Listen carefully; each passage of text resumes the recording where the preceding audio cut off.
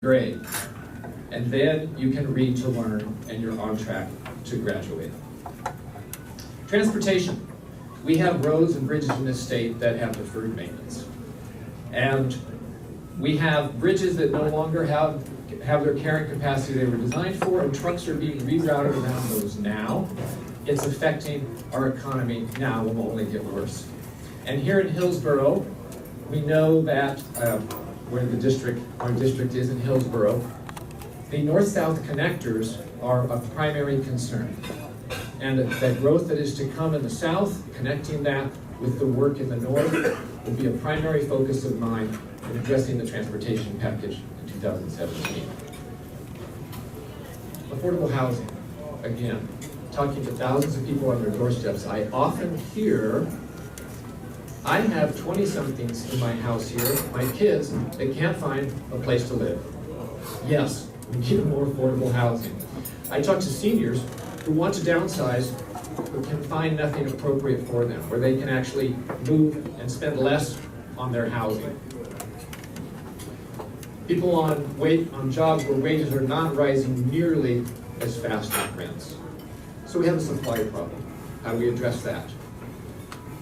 By giving tax incentives to developers. They make more money when they build big houses, right?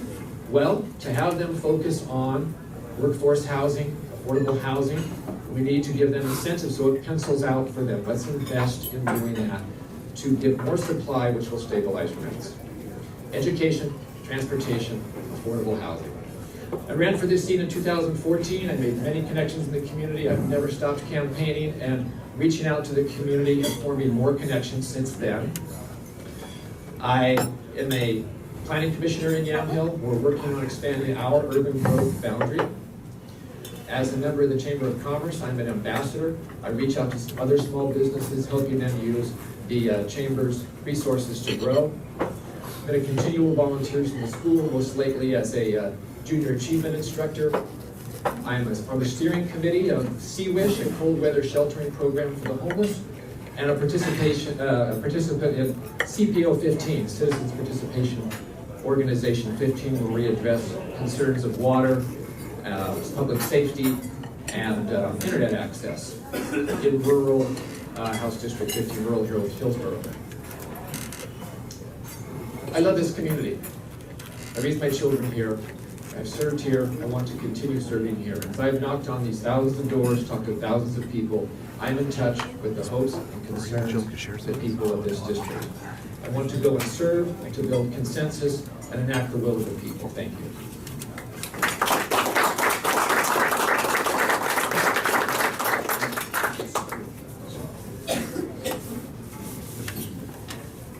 And would Mr. Noble please join us up front? Ron Noble, thank you very much.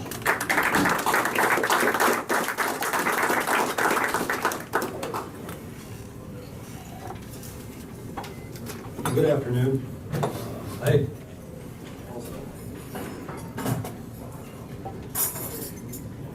Now does it work? There we go. I also want to thank you for the opportunity to be here today. What a great way to kick off the election season with the first run for the general election. And my name is Ron Noble.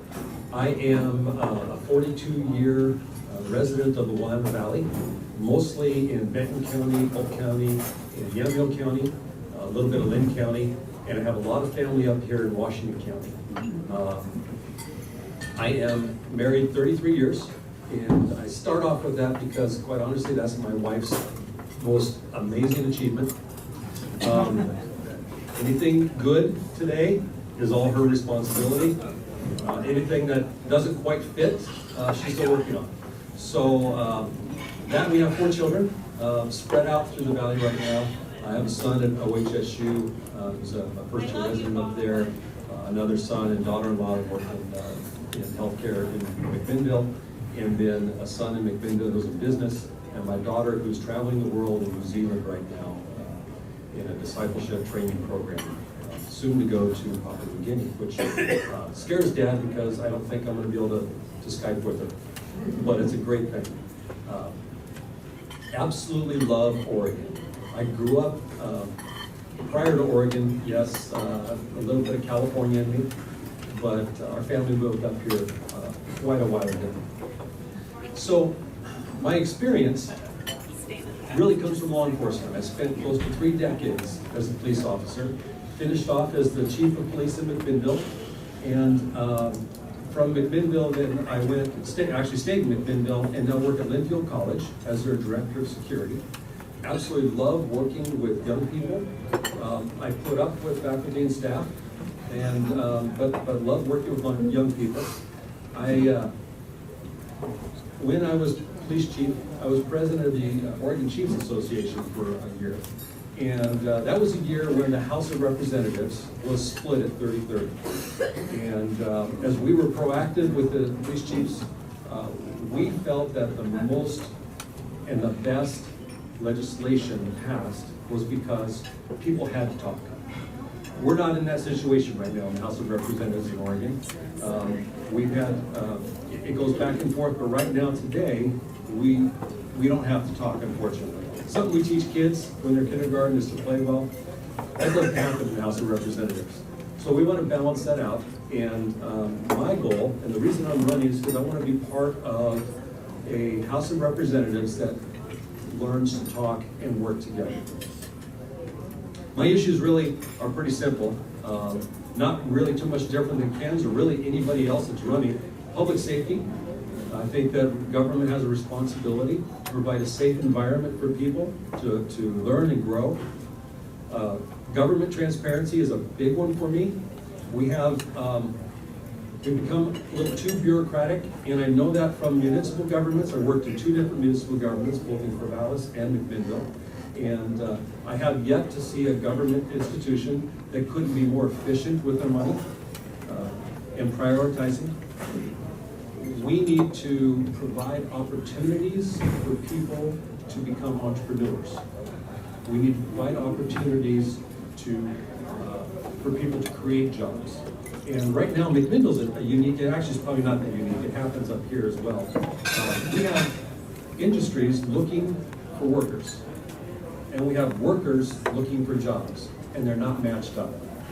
And there's a huge gap in that transition from education, be it high school or college, to what's needed in the workforce.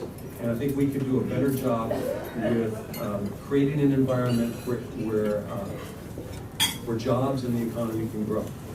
And that's going to push me to the next one, actually, with education. We've let our children down. And in doing so, we've let our future down. I've got 4 children, as I mentioned, and I've got 30 seconds. So, education is really important to me. We've had an opportunity to homeschool our children, send them to private school and public school. And we have a good picture of how that all works, both at home and at school. We need to invest in our schools. We need to make sure our children are ready for the workforce. Transportation's another one, and here's why. Here's what I bring. Here's what's different, because the issues really are the same. What I bring is, as a police chief for 8 years, we didn't deal with partisan problems. They weren't Republican problems, they weren't Democrat problems, they weren't independent problems. They were people issues. My experience is looking for ways to find things in common and move forward, because that's the genesis for finding a solution. Not looking for differences, looking for where we have things in common, and we move forward to find solutions that best suit the people. I love this state, I love this district, and that's why I'm running for House District 24. Thank you.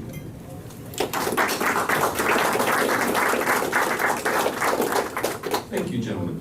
And it's time for questions. Each questioner is allowed up to a minute. Remember, you need to be a paid-up member of the forum in order to ask questions. Questions can come to that mic. They have up to a minute to ask questions, and the candidates will have up to 2 minutes to respond. When you're asking a question, please identify if you're asking both candidates or a single candidate question. Mic over there, and while we're waiting for questioners to line up, those of you that haven't paid up, just go online. It's a fast click, or stop me and offer me a check. I promise I'll accept it. I promise. You might have to sell me on. Ladies and gentlemen, we'll start off with the first questions, and please identify yourself. And the mic is on, Steve. Steve Buckskin, member of the forum. I'd like to ask each of you gentlemen what your position is, what you think about Measure 97, which arguably, other than your race, is the most important thing that will be on the ballot for Oregonians, the $3 billion, $6 billion, however you calculate it, gross receipts tax. Without influencing you, I'm against it for a number of reasons, but I want to hear both of your arguments either way, where you stand on it. Thank you.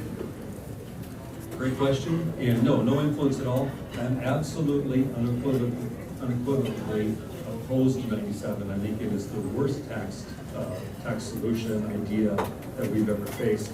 And the impacts, I think, would be tragic.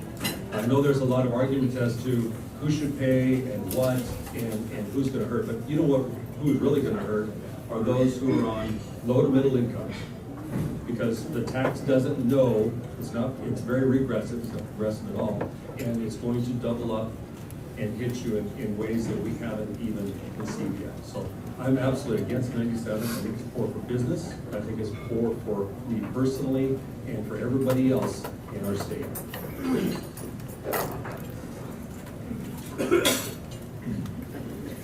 As a business owner, as a member of the Chamber of Commerce, I'm in touch with other businesses regularly, and I hear those concerns.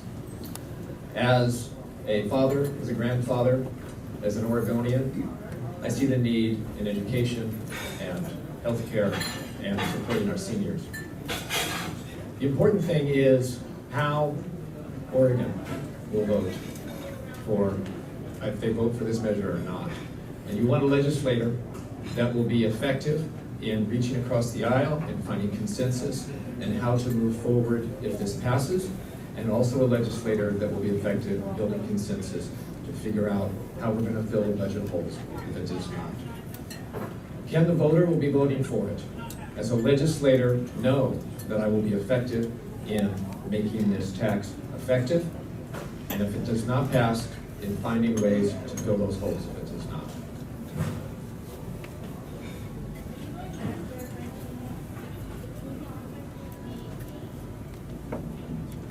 Chris Leslie, board member. I understand that government's necessary, but taking care of everybody from cradle to grave is not my idea of a real independent type of society, a free society. The individual has to take care of himself, is what I learned as a kid. That you grow up, you do what you have to do, you save for yourself, and you protect. What are you going to do about it? What is your solution to help people be more independent, period? Education. It starts with early childhood education. Identifying those kids that aren't able to self-regulate in school, as I mentioned before, and making sure that they can learn to read to learn, graduate from high school, and have a good start. Education is foundation to people having the wherewithal and the means to take care of themselves. If they're ignorant, it's a hard road. If they're educated, it's much easier. The opportunity to find housing that matches your income so that you're not homeless is an important thing that I'll be working on. The stresses of being homeless does not allow one to advance. Excuse me. So my platform, education and affordable housing, applies directly to this problem, giving people the tools that they need to be successful in this society.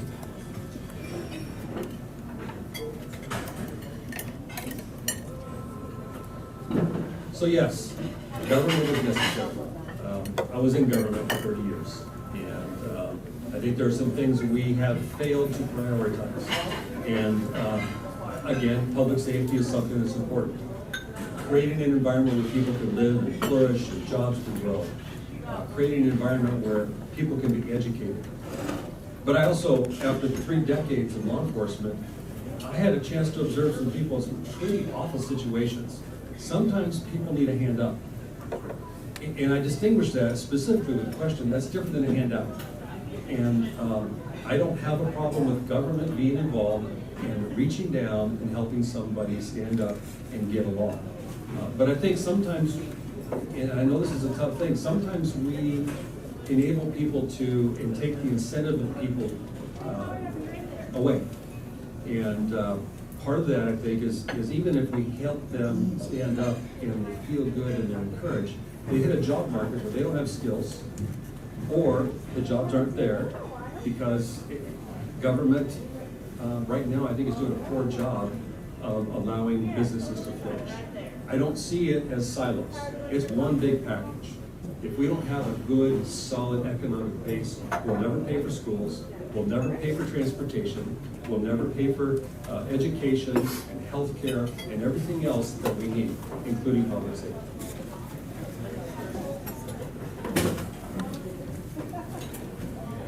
Mr. Moore, Mr. Noble, thank you both very, very much. Appreciate your candor. Thank you. And good luck to both of you. I'll let you know.